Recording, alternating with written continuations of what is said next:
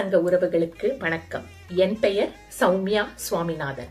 தினம் ஒரு குறள் முயற்சியில் இன்னைக்கு நான் சொல்ல வந்திருக்கும் குறள் அதிகாரம் வினைத்திட்பம், பால் பொருட்பால், குறள் எண் 667. குறள்: உருவு கண்டு எள்ளாமை வேண்டும் உருள் பெருந்தேர்க்கு அச்சாணி அன்னார் உடைத்து. அதன் பொருள், ஒரு பெரிய தேர் நகர்ந்து செல்வதற்கு சக்கரத்தில் உள்ள அச்சாணியே உதவுகிறது. அத்தகைய அச்சாணி போன்ற உள்ளம் கொண்டவர்கள் முக்கியமானவர்கள் இந்த உலகத்தில் இருக்கிறார்கள்.